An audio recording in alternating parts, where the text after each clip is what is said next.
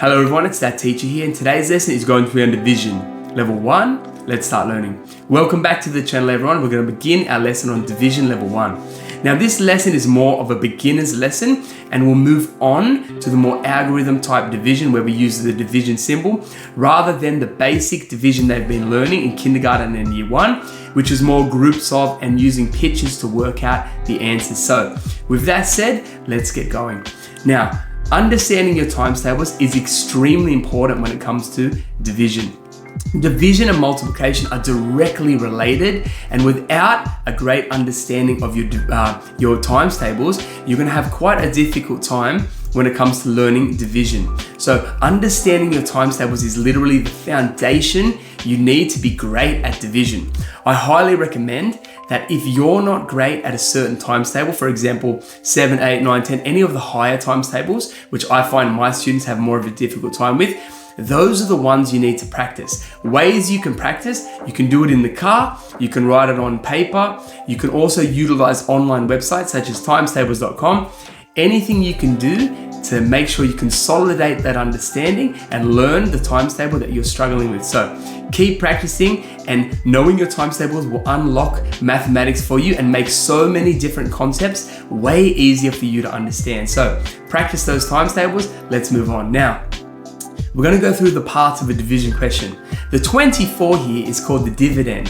That is a number to be divided by another number. So that is the number which is going to be divided. Now, the 2 here is called the divisor.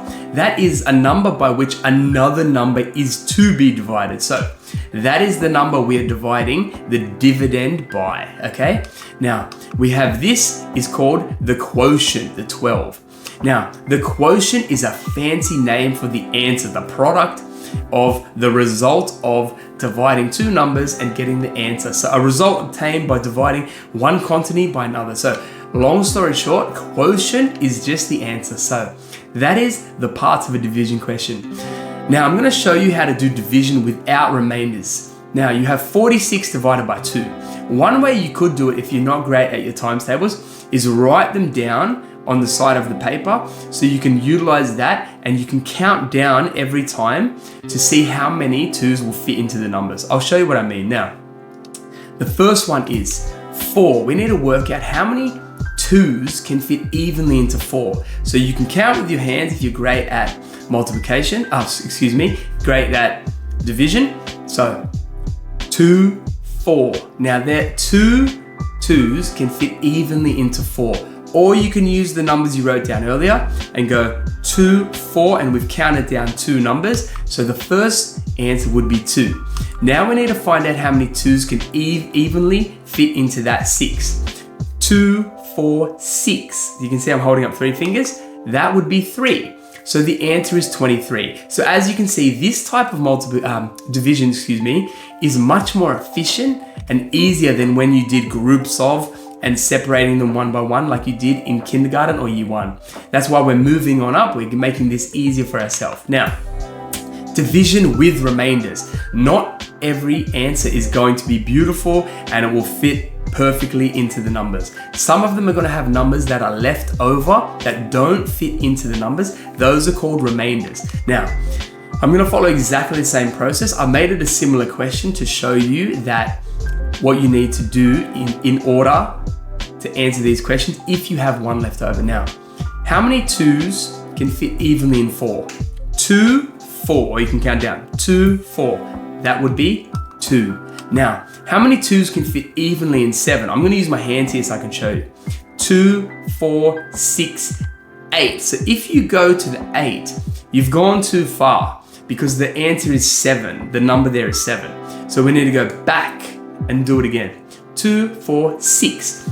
So 3 2s can evenly fit into 7.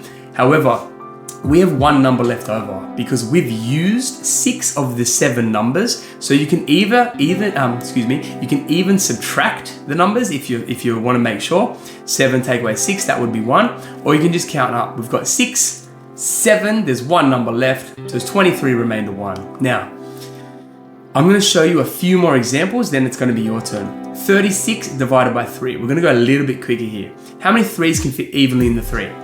3. as you can see, knowing your times table is super important in division. So that would be 1. Now, how many 3s can fit evenly in 6?